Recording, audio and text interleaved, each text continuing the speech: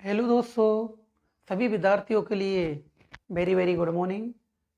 देखो, आज फिर नई क्लास लेके आए हैं। छोटी सी क्लास होगी लेकिन सीखने को बहुत कुछ मिलेगा, कुछ नया पॉइंट होगा। जिस क्वेश्चन को मैं बताऊंगा, देखो क्या पता आपके एग्जाम में आ जाए। वेरी इंपॉर्टेंट क्वेश्चन है, एग्जाम में कई बार भी आ चुका है। तो जो डीपली क्वेश्चन होते हैं उनके बारे में मैं आपको बताऊंगा। तो आप देखो, कंपटीशन की तैयारी कर रहे हो तो एग्ज़ाम को क्रैक करने के लिए मैं आपसे एक ही बात बोलता हूँ बार बार कि आप डीपली पढ़ो, एक एक क्वेश्चन का बेस क्लियर करके चलो। पूरे जो भी पॉइंट पढ़ते हो आप लोग, जो भी आप नोट्स बना रहे हो, तो जिस बुक को भी आप पढ़ रहे हो वो आपके नोट्सों में उतार लो। एक एक पॉइंट को क्वेश्चन बना बना के अपने नोट्सों में पॉइंट बना बना के अच्छे से प्यारे से नोट्स बनाओ, ताकि जब एग्ज़ाम टाइम होता है तो आपको उसका रिवीजन करने में कोई दिक्कत नहीं आए। ठीक है ना दोस्तों, चलते हैं फिर ज़्यादा समय नहीं लेकर। और जो विद्यार्थी पहली बार क्लास को ले रहा है, प्लीज़ चैनल को सब्सक्राइब करें, लाइक बटन दबाएं और क्लास को अधिक से अधिक शेयर करें, अपने दोस्तों को भी बताएं। तो देखो, अपन क्वेश्चन पे बात करते हैं आगे। जिस क्वेश्चन को अपने को ध्यान देना है, जल्दीबाजी में अपने को गलत नहीं करना है, इन चीज़ों को अपने को ध्यान देना है। क्योंकि आपको पता है कि कंपटीशन बहुत टफ हो गया है। एक एक क्वेश्चन के लिए लड़के लड़ रहे हैं, जूझ रहे हैं, दिन रात मेहनत कर रहे हैं। और एक क्वेश्चन जब आता हुआ गलत होगा तो बहुत दुख होगा। इन चीज़ों पे आपको ध्यान देना है। तो देखो, बताता हूँ कुछ क्वेश्चन और बताता हूँ आपको, जो पेपर में आ भी सकते हैं, आ भी जाते हैं। अपने को उन चीज़ों पे ध्यान देना है। तो देखो, अब है ऐसा क्वेश्चन भी कई बार पेपर में पूछा जा चुका है, पूछ लेते हैं कि देखो, डीसी मशीन क्या दोस्तों, डीसी मशीन जनरेटर में डीसी मशीन जनरेटर में इंटरपोल क्या दोस्तों, इंटरपोल को बोलते हैं अंत्य ध्रुव। क्या बोलते हैं? अंत्य ध्रुव सही है ना। देखो, अंत्य ध्रुव के प्रयोग से जनरेटर की दक्षता जनरेटर की दक्षता कितने प्रतिशत बढ़ती है? कितने प्रतिशत बढ़ती है? ये आप लोगों से क्वेश्चन पुटअप हुआ है, कितने प्रतिशत बढ़ती है। तो दोस्तों देखो, पहली बात बता दूं, इंटरपोल होते क्या हैं। इंटर यानी छोटा होता है और पोल यानी ध्रुव होते हैं। तो डीसी जनरेटर होता है, ये डीसी जनरेटर है। ये डीसी जनरेटर में जो ध्रुव होते हैं मेन, ये बड़े बड़े ध्रुव होते हैं।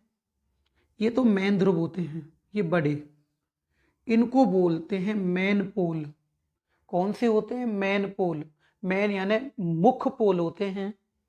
देखो, एन एस एन एस, ये तो मेन पोल हो गए आप लोगों के। तो देखो, इनको क्या बोलोगे आप लोग? मेन पोल। इनको हम मेन पोल कहते हैं। और ये जो मेन पोल होते हैं, ये बड़े बड़े जो पोल दिखाई दे रहे हैं आपको, ये जो मेन पोल होते हैं, इनके बीच में जो छोटे छोटे ध्रुव होते हैं उन्हें कहा जाता है इंटरपोल। क्या कहते हैं? इंटरपोल। तो देखो, ये छोटा ध्रुव, एक ये एरिया छोटा, एक ये एरिया छोटा, एक ये एरिया छोटा और एक ये एरिया छोटा। तो जनरेटर में दो मेन पोल होते हैं, इनके बीच में जो एक छोटा पोल होता है उसे बोला जाता है इंटरपोल। क्या कहते हैं? इंटरपोल। अब इंटरपोल की ध्रुवता क्या होगी? तो देखो बेटा, ये आर्मेचर है जो जनरेटर में घूमेगा। ये ऐसे घूमता है सीधी घड़ी की दिशा में, सीधी घड़ी की दिशा में आर्मेचर ऐसे चलेगा। तो देखो, इसके आगे क्या है? एस, तो इस पे एस लिख दो। सही है ना। आगे के ध्रुव के समान ध्रुवता होती है। इंटरपोल की जो ध्रुवता होती है NS जो लिखोगे वो आगे के ध्रुव के समान लिखते हैं। ये कई बार क्वेश्चन आ चुका है पेपर में। तो देखो इसके सामने क्या है, देखो N, इस पे N लिख दो। देखो इसके सामने क्या है S, इस पे S लिख दो। देखो इसके सामने N है, इस पोल के सामने N है, तो इस पे N आ जाएगा। बोलो समझ में आया। इंटरपोल क्या काम करते हैं, जनरेटर के अंदर मशीन में कम्यूटेशन दोष होता है। इस कम्यूटेशन दोष के कारण स्पार्किंग होती है। कम्यूटेशन दोष के कारण क्या होती है, स्पार्किंग होती है। इस दोष को इंटरपोल कम करते हैं। तो देखो इंटरपोल का काम क्या हुआ, देखना। इंटरपोल का जो वर्क होता है वो वर्क क्या हुआ, क्या कार्य हुआ जनरेटर में। जो इंटरपोल होते हैं, जो जनरेटर के अंदर जो कम्यूटेशन दोष होता है, कौन सा दोष होता है, कम्यूटेशन। जनरेटर में जो कम्यूटेशन दोष होता है, इस दोष के कारण मशीन में स्पार्किंग होती है। दोष के कारण क्या होती है, स्पार्किंग। स्पार्किंग को बोलते हैं चिंगारी। स्पार्किंग, सही है ना। कम्यूटेशन दोष के कारण स्पार्किंग होती है, उसको कम करते हैं, उसको कम करते हैं। तो कम्यूटेशन दोष कई बार आता है कि कम्यूटेशन दोष के कारण जो स्पार्किंग होती है उसको जनरेटर में किसके द्वारा कम किया जाता है। तो कम्यूटेशन दोष के कारण जो स्पार्किंग होती है ना, उसको किसके द्वारा कम करते हैं, इंटरपोल के कारण। एक बात बताओ आप लोग, आपसे क्वेश्चन पूछा गया है कि बताओ इंटरपोल के प्रयोग करने से मशीन में जनरेटर की दक्षता कितने प्रतिशत बढ़ती है। ये क्वेश्चन देखो, नॉर्मली क्या होता है, लड़के स्टूडेंट इस पे ध्यान देते हैं। इंटरपोल पे जो बाइंडिंग की जाती है उसे इंटरपोल बाइंडिंग कहते हैं। ये सही बात है कि नहीं। इंटरपोल पे जो बाइंडिंग होगी वो कौन सी बाइंडिंग हो गई, वो इंटरपोल बाइंडिंग हो गई। कौन सी बाइंडिंग होगी बेटा, इंटरपोल बाइंडिंग हो गई, सही है ना। और इंटरपोल बाइंडिंग मोटे तार कम टर्न तांबे के तार से बनी होती है ना। और ये जो इंटरपोल बाइंडिंग होती है ना, ये आर्मेचर के श्रेणी क्रम में होती है। ये कई बार पेपर में आ गया। हाँ? आर्मेचर के किस क्रम में होगी, ये श्रेणी क्रम में होती है, सही है ना। आर्मेचर के किस क्रम में होगी, ये श्रेणी क्रम में होती है। और इन ध्रुवों पर इंटरपोल होते हैं छोटे छोटे, इन ध्रुवों पर जो बाइंडिंग होगी उसे कौन सी बाइंडिंग बोलोगे, इंटरपोल बाइंडिंग। एक बात बताओ, देखो ये जर्नली जो क्वेश्चन होता है ये आप सभी को याद है, मैं मानता हूँ सभी को आपने पढ़ लिया, बुक में लिखा पढ़ा है तो आसानी से पढ़ सकते हैं आप लोग, और पढ़ लिया आपने, मुझे पता है।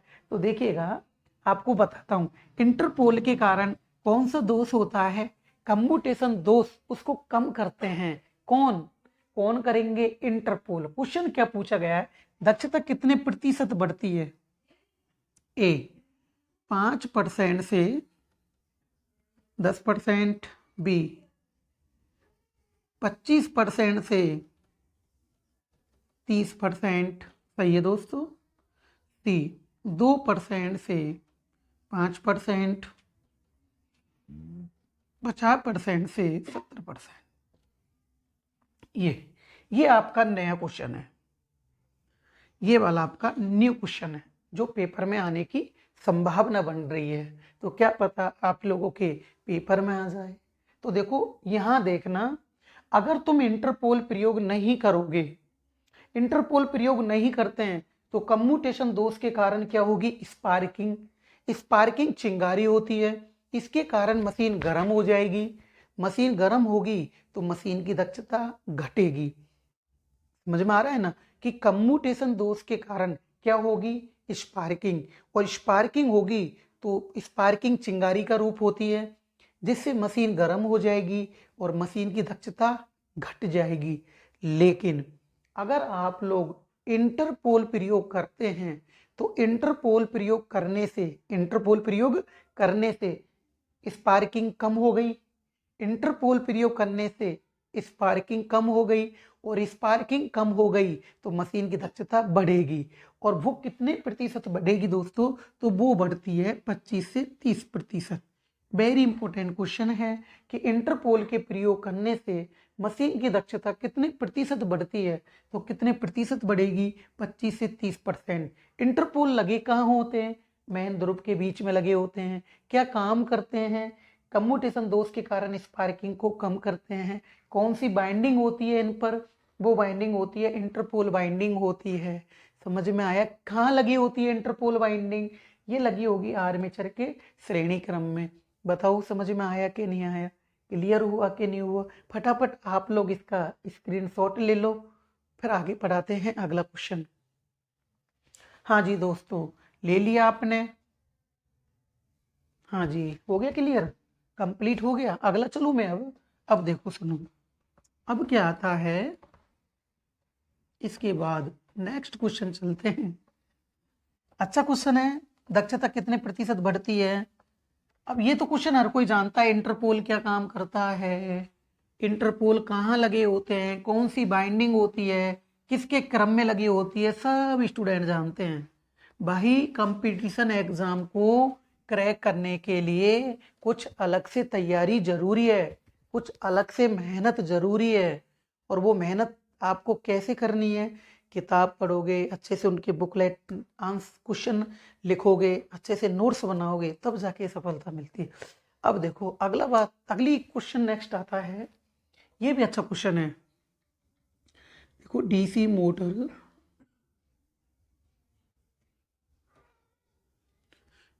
मोटर की दक्षता दक्षता के लिए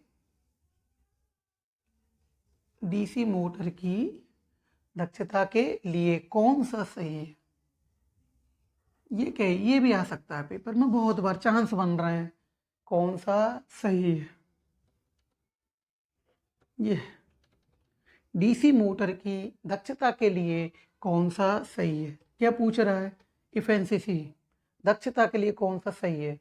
तो देखो अपनी जो बुकों में है वो चीज तो है, लेकिन एग्जाम में कैसे पेपर में क्वेश्चन आता है, जो चेंज हुआ है पेपर में क्वेश्चन, उसको देखते हैं।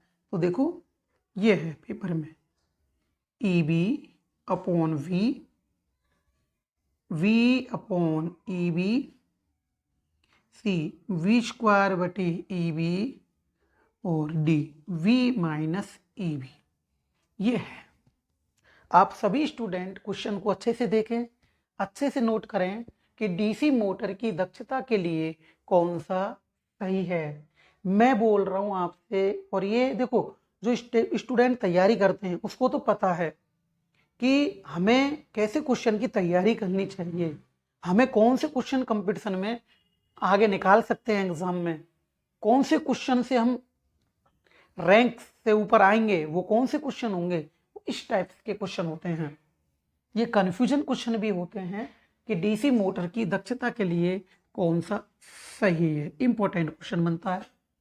तो देखो दोस्तों, अब आते हैं यहां पर हम लोग, यहां EB upon B, V upon EB, V square बटे V EB ऐसे है। आपको बता दो, देखो V यानी सप्लाई वोल्टेज होती है, सही है V यानी क्या होती है? सप्लाई वोल्टेज होती है। और EB यानी होता है बैक EMF। डीसी मोटर के आर्मेचर में जो वोल्टेज बनती है, डीसी मोटर के आर्मेचर में जो EMF बनता है, वोल्टेज EMF की इकाई होती है, तो डीसी मोटर के आर्मेचर में जो EMF बनता है ना, ये EMF क्या होता है? सप्लाई वोल्टेज के विपरीत दिशा में काम करता है, इसलिए इसको बोलते हैं बैक EMF। डीसी मोटर में क्या होता है? डीसी मोटर के आर्मेचर में, डीसी मोटर के आर्मेचर के अंदर, ये डीसी मोटर है दोस्तों, ये मोटर है, ये इसमें कौन घूमता है? आर्मेचर।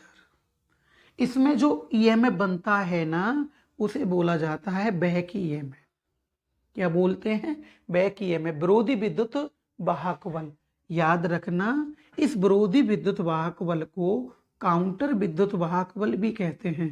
काउंटर विद्युत वाहक बल भी कहते हैं। समझ में आया? यह सप्लाई वोल्टेज के विपरीत दिशा में काम करेगा।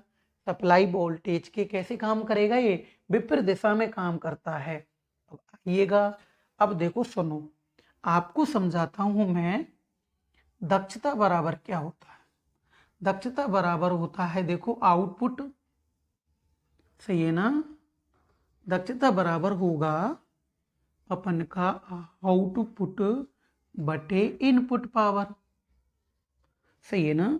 आउटपुट पावर बटे इनपुट पावर का प्रतिशत अनुपात अगर 100 से गुणा करोगे, एफिशिएंसी परसेंटेज में आएगी।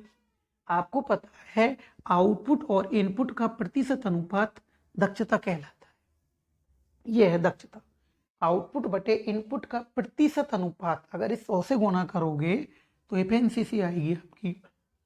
ठीक है, अब देखो आप लोग कि भाई हमसे पूछा गया है कि दक्षता के लिए कौन सा सही है। तो ये क्वेश्चन थोड़ा इसको फिरा दिया गया है, थोड़ा इसको अच्छे लॉजिक का बनाया गया है। कंपटीशन में जब आया है तो लॉजिक से ही आएंगे क्वेश्चन। तो कुछ ऐसे क्वेश्चन तो होते हैं जो मेरिट बनाते हैं। तो एक बात बताओ दोस्तों, दक्षता बराबर आउटपुट बटे इनपुट। इनपुट में आप लोग मोटर को सप्लाई देते हो, सही है ना? जब मोटर को आपने वोल्टेज के रूप में सप्लाई दी, सही है क्या? तो देखो ये तो हो गया इसका इनपुट। अरे सही है ना दोस्तों? ये तो क्या हो गया? इनपुट, क्योंकि आपने इसको सप्लाई वोल्टेज दी। और जो इसके आर्मेचर में बना उसे बोलते बैक ईएमएफ। सही है? तो देखो ये तो इनपुट हो गया और ये क्या हो गया? इसका आउटपुट हो गया। बोलो समझ में आया कि नहीं आया? देखो ये तो इनपुट हो गया क्योंकि आपने मोटर को सप्लाई दी, और ये किसका क्या हो गया? आउटपुट हो गया। दक्षता बराबर क्या होती है? आउटपुट बटे इनपुट। तो देखो आउटपुट पहले आएगा, तो आउटपुट क्या है? आउटपुट हमारा ईबी है, विरोधी विद्युत वाहक बल। तो क्या लिखोगे? ईबी, विरोधी विद्युत वाहक बल, बटे इनपुट क्या है? इनपुट के रूप में हम सप्लाई वोल्टेज दे रहे हैं। क्या दे रहे हैं? सप्लाई वोल्टेज दे रहे हैं। तो यहाँ क्या लिख दोगे? वी। तो देखो दोस्तों, ईबी बटे वी का अनुपात क्या कहलाएगा? दक्षता कहलाएगा। तो आंसर कौन सा होने वाला है? आंसर होने वाला है आपका ए आंसर होगा। ऐसे क्वेश्चन होते हैं जो आपको कंपटीशन में काफी हजारों स्टूडेंट से आगे निकाल देंगे। ऐसा आपका बेस क्लियर होना चाहिए। तो बताओ आपके समझ में आया कि नहीं आया? एक बार और रिवाइज करा दूं मैं। मोटर की क्या पूछ रहा है? दक्षता पूछ रहा है। मोटर की क्या पूछ रहा है? दक्षता। ईबी बराबर होता है बैक ईएमएफ, विरोधी विद्युत वाहक बल। इसको विरोधी विद्युत वाहक बल क्यों कहते हैं? क्योंकि यह सप्लाई वोल्टेज के विपरीत दिशा में काम करता है। किसे काम करता है? सप्लाई वोल्टेज के विपरीत दिशा में कार्य करता है। सप्लाई वोल्टेज के विपरीत दिशा में कार्य करता है। ये क्वेश्चन कई बार पेपर में आ गया। कार्य करता है। समझ में आया कि नहीं आया? ठीक है, इसलिए इसको बोलते हैं बैक ईएमएफ। इस विरोधी विद्युत वाहक बल का दूसरा नाम क्या है? Counter EMF. ये क्वेश्चन दिल्ली मेट्रो 18 के पेपर में भी आ गया कि बैक ईएमएफ का दूसरा नाम क्या होता है? Counter EMF. फिर ये क्वेश्चन भी आ चुका है, बैक ईएमएफ कहाँ काम करता है? सप्लाई वोल्टेज के विपरीत दिशा में कार्य करता है। समझ में आया? तो देखो, हम मोटर को चलाने के लिए सबसे पहले हम इनपुट के रूप में सप्लाई वोल्टेज देते हैं। तो ये तो सप्लाई वोल्टेज तो इनपुट हो गई। बोलो समझ में आया कि नहीं आया? और आर्मेचर में क्या उत्पन्न होता है? बैक ईएमएफ उत्पन्न होता है। ये इसका आउटपुट हो गया। तो देखो दक्षता का फॉर्मूला क्या होता है? आउटपुट बटे इनपुट होता है। आउटपुट बटे इनपुट होता है। तो बताओ आउटपुट क्या है? देखो आउटपुट आर्मेचर पे ईबी हो गया, तो मैंने आउटपुट ऊपर लिख दिया। ऊपर लिख दिया ना। इसके बाद बताओ इनपुट क्या होता है? इनपुट ये रही सप्लाई वोल्टेज, इनपुट एरिया, तो मैंने इनपुट लिख दिया। आंसर क्या आएगा दोस्तों, EB/5, EB/V। इंपॉर्टेंट बनता है, नया क्वेश्चन है तो कई बार आ गया कि EB, ऐसे भी क्वेश्चन आ सकता है कि EB/V किसका अनुपात होता, क्या है ये, तो ये क्या चीज होती है दोस्तों, दक्षता होती है। बोलो समझ में आया कि नहीं आया, उतारो फटाफट। हाँ जी, उतार लिया। हाँ दोस्तों, देखो जो स्टूडेंट पहली बार अपनी क्लास को ले रहा है, प्लीज चैनल को सब्सक्राइब करें और क्लास को अधिक से अधिक शेयर करें और लाइक करें, अपने दोस्तों को जरूर बताएं।